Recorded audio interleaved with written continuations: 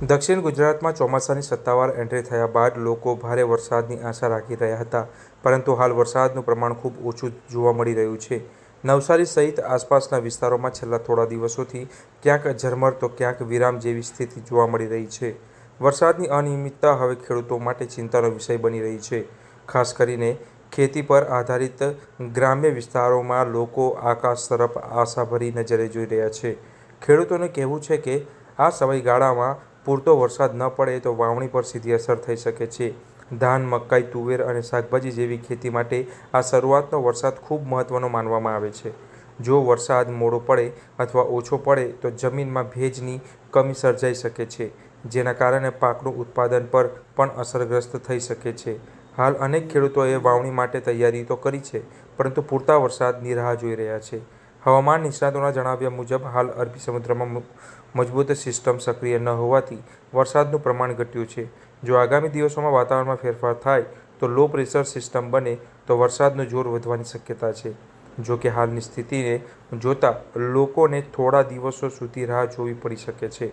વરસાદ ઓછો પડવાથી નદીઓ અને ડેમમાં પણ પાણીની આવક મર્યાદિત રહી છે, જે ભવિષ્યમાં પાણી સંકટનું કારણ બની શકે છે. તો બીજી તરફ ગરમી અને ઉકળાટથી લોકો પણ પરેશાન બન્યા છે. વરસાદની રાહ જોતા શહેર અને ગામડાના લોકો ઈચ્છી રહ્યા છે કે વહેલી તકે મેઘરાજા મહેરબાન થાય.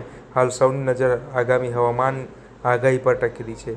જો વરસાદ ટૂંક સમયમાં સક્રિય નહીં થાય તો ખેતી, પાણી સંગ્રહ અને રોજિંદા જીવન પર તેની સીધી અસર પડી શકે છે. જી, હું ખેડૂત પિનાકીનભાઈ, નવસારી જિલ્લાનો ખેડૂત છું. ખાસ કરીને અત્યારે જે 2026ના ચોમાસાને માટે જે વિશ્વમાંથી જે વર્તારો થયેલો છે તો તે પ્રમાણે કદાચ ચોમાસું નબળું રહેવાની શક્યતા છે. ગયા વર્ષે જે વરસાદ મોટે ભાગે ચોમાસાનું સ્ટાર્ટિંગ કહેવાય તે 10મી જૂનથી ચાલુ થઈ ગયેલું અને અવિરત વરસાદ વરસ્યા જ કરેલો નવેમ્બર સુધી. પરંતુ ચાલુ વર્ષે આજે એમ માનો કે જૂનના આખરી દિવસો આવી ગયા છતાં બી વાવણી લાયક એટલે કે રોપણી લાયક વરસાદ, કારણ કે મોટાભાગે નવસારીમાં એટલે કે નવસારી જિલ્લામાં ચોમાસાનો જે ડાંગરનો પાક અને ઉનાળુ ડાંગર એમાં ખાસ કરીને જે સિસ્ટમ છે તો એમાં વરસાદ આધારિત, કૂવા બોરિંગ આધારિત અને નહેરના પાણી દ્વારા આ ડાંગરનો પાક પકવાય અને અન્ય પાકો પણ. પરંતુ ચાલુ વર્ષે જે આ 2 દિવસથી જે વરસાદ છે તે એમ કહેવાય કે શેરડી, શાકભાજી અને જે ડાંગરના ધરુવાળિયા એને જીવતદાન મળ્યું એવું કહેવાય. પરંતુ હજુ જે રોપણી લાયક વરસાદ જોઈએ એ ખેતરોમાં પાણી કંઈ જ દેખાતા નથી અને 2 દિવસનો વરસેલો વરસાદ કદાચ શંકા કરવાની થાય કે પાણી ક્યાં પહોંચી ગયું.